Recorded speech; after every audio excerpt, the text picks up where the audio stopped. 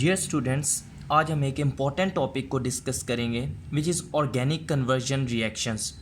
अब बहुत सारे स्टूडेंट्स को ऑर्गेनिक केमिस्ट्री में एक प्रॉब्लम आता है कि इतने सारे ऑर्गेनिक कन्वर्जन रिएक्शंस हैं, तो हम इनको किस तरह से लर्न करें, इन पर किस तरह से ग्रिप हासिल करें। तो एक्चुअली ये इतना डिफ़िकल्ट काम नहीं है। अगर हमें एक common organic conversion reactions flow chart आता हो, जो कि मैंने यहाँ पर पेपर पर ड्रा किया हुआ है, अगर हम इस फ्लो चार्ट को फॉलो करेंगे तो हमारी common organic convergence easily solve हो सकती हैं। तो अब इसको थोड़ा सा डिस्कस करते हैं, फिर आपने इसको लर्न करना है।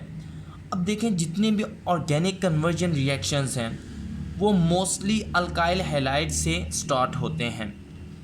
डिफरेंट ऑर्गेनिक कंपाउंड्स के सिंथेसिस का जो पाथवे है, जो इम्पोर्टेंट रूट है, वो है अल्काइल हैलाइड। लेकिन हमारा जो स्टार्ट होता है वो है हाइड्रोकार्बन से। तो फर्स्ट ऑफ ऑल हमने हाइड्रोकार्बन्स को अल्काइल हैलाइड में कन्वर्ट करना है। अब अगर तो हमारे पास अल्केन है तो अल्केन की हैलोजिनेशन करवाएंगे, क्लोरीनेशन, ब्रोमिनेशन या आयोडीनेशन, इनमें से कोई भी करवा सकते हैं, लेकिन फ्लोरीनेशन नहीं, क्योंकि वो विग्रस रिएक्शन होता है। तो हमें क्या मिलेगा? Alkyl halide. लेकिन अगर अल्कीन या अल्काइन हो तो उस केस में हमने उनका रिएक्शन हैलोजन एसिड्स के साथ करवाना है। HCl यहाँ पर मैंने मेंशन किया हुआ है। इसके अलावा HBr भी यूज़ कर सकते हैं, HI भी यूज़ कर सकते हैं। अब हमारे पास अल्काइल हैलाइड बन गया, विच इज़ द रूट और pathway for the synthesis of many other organic compounds. अब यहाँ पर क्या होगा कि अल्काइल हैलाइड का रिएक्शन अगर एक्वस KOH के साथ करवाएं तो हमारे पास अल्कोहल बनेगा। अब अल्कोहल जो है, अगर तो प्राइमरी है तो उसकी कंट्रोल्ड ऑक्सीडेशन पर हमें एल्डिहाइड मिलेगा। अगर सेकेंडरी अल्कोहल है तो उसकी ऑक्सीडेशन पर हमें कीटोन मिलेगा। सिमिलरली अगर एल्डिहाइड की फर्दर ऑक्सीडेशन करें तो कार्बोक्सिलिक एसिड। लेकिन अगर अल्कोहल की डायरेक्ट स्ट्रॉन्ग ऑक्सीडेशन करवा दें, मींस कि MnO4 के साथ या K2Cr2O7 के साथ करवाएं या जॉन्स रिएजेंट, इन तीनों में से कोई सा भी यूज़ कर सकते हैं, तो अल्कोहल डायरेक्टली कन्वर्ट हो जाएगा कार्बोक्सिलिक एसिड में। अब कार्बोक्सिलिक एसिड के फर्दर 4 डेरिवेटिव्स हैं, उनको हम किस तरह से ऑब्टेन कर सकते हैं? तो अगर तो कार्बोक्सिलिक एसिड का रिएक्शन अल्कोहल के साथ करवाएं तो हमें ईस्टर मिलेगा। अगर अमोनिया के साथ करवाएं तो अमाइड मिलेगा। इसी तरह अगर कार्बोक्सिलिक एसिड का रिएक्शन SOCl2 की प्रेजेंस में करवाएं तो एसाइल हैलाइड मिलेगा। अब यहाँ पर SOCl2 की जगह PCl5 भी यूज़ कर सकते हैं, PCl3 भी यूज़ कर सकते हैं। सिमिलरली अगर कार्बोक्सिलिक एसिड को हीट करें तो हमारे पास एक और डेरिवेटिव मिलेगा जिसको हम कहते हैं एनहाइड्राइड। तो इस तरह से हम ये 4 डेरिवेटिव्स ऑफ कार्बोक्सिलिक एसिड, इनकी सिंथेसिस करवा सकते हैं।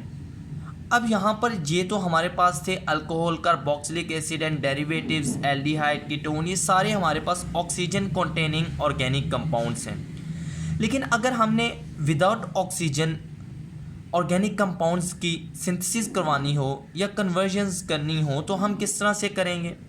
तो उसके लिए अगर अल्काइल हैलाइड का रिएक्शन अल्कोहलिक KCN के साथ करवाएंगे तो हमारे पास अल्काइल साइनाइड बनेगा। अब अल्काइल साइनाइड की जब फर्दर रिडक्शन करवाएंगे तो हमारे पास अमाइन बनेगा। इसी तरह ये तो हमारे पास विदाउट ऑक्सीजन ऑर्गेनिक कंपाउंड्स की कन्वर्जन्स हो चुकी हैं। लेकिन अगेन अगर इनको ऑर्गेनिक कंपाउंड्स जिनमें ऑक्सीजन है, लाइक अल्कोहल, कार्बोक्सिलिक एसिड, इनमें कन्वर्ट करना हो तो अमाइन का रिएक्शन अगर NaNO2 प्लस HCl के साथ करवाएं, मींस नाइट्रस एसिड के साथ करवाएं, तो अमाइन अल्कोहल में कन्वर्ट हो जाएगा। इसी तरह अगर अल्काइल साइनाइड की हाइड्रोलिसिस करवाएं तो ये कार्बोक्सिलिक एसिड में कन्वर्ट हो जाएगा। यहाँ से आगे फर्दर कन्वर्जन्स को भी हम कर सकते हैं। अब यहाँ पर अल्काइल हैलाइड का रिएक्शन अगर सिल्वर ऑक्साइड के साथ करवाएं तो ईथर मिलेगा, which is very important organic compound. तो इस तरह से हमारे इन ऑर्गेनिक कंपाउंड्स की कन्वर्जन्स हो सकती हैं।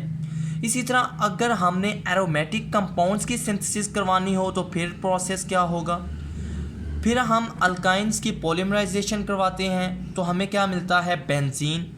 अब बेंजीन जो है वो एक पाथवे है, रूट है for the synthesis of aromatic compounds. यहाँ से हम एरोमेटिक कंपाउंड्स की सिंथेसिस करवा सकते हैं। तो इस तरह से हम इस फ्लो चार्ट को फॉलो करके अपने कॉमन ऑर्गेनिक कन्वर्जन्स को सॉल्व कर सकते हैं। इसी तरह हम इस फ्लो चार्ट में रिवर्स भी मूव कर सकते हैं।